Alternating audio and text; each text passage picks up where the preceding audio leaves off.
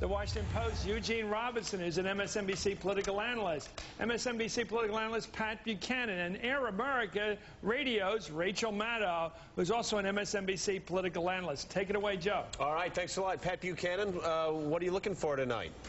Well, what I'm looking for, I think there's been a deceleration in the campaign of Obama in the last week since last we met.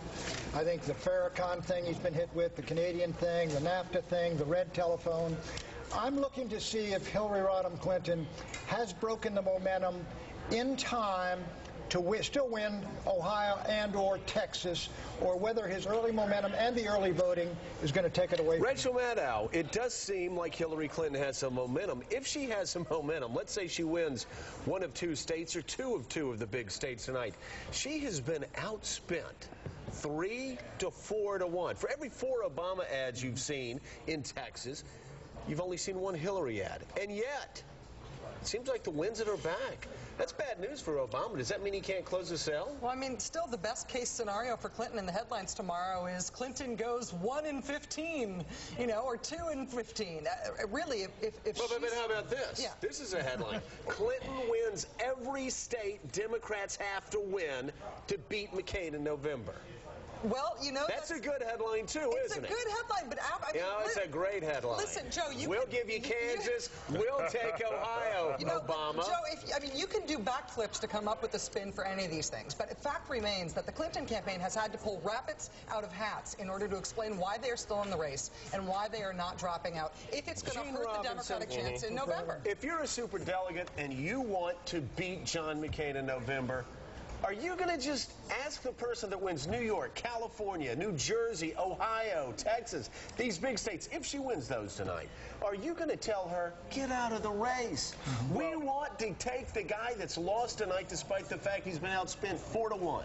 It depends. It actually depends on where we end up at the end of the night. If she wins one state, then I think you might go to her and say, look, it's time to give up. If she wins both Ohio and Texas, if she wins both of them, then you might want to wait a while if you're a super delegate. But by the way, in that list of states that Democrats have to win, I think I would count Illinois, might count That's Missouri. His home state. And Good Lord. That's his home state. New York. We've been talking about how bad it's going to be in the Democratic Party if something terrible's done to poor Barack Obama. Let me tell you, I was down Miami Day, came up, I've talked to 4 women who told me, if Barack gets this thing, I'm a Hillary person, I'm going for McCain. There are a lot of women out there who have as strong a vested interest and are as dedicated to Hillary as African Americans are to Barack Obama. Let me tell you, if she is perceived as being forced out of the race, you know, the Rachel Maddows of the world, get out for the good of the party, I think you're going to have a real problem. Well, you know, every single time, Gene, I start hearing women in my family, my very Republican family, saying, it's terrible what they're doing to Hillary Clinton. I know it's time for Barack Obama to duck. They did it before New Hampshire. They did it before California, and I've been hearing it all week. Well, it's true. She has some dedicated supporters.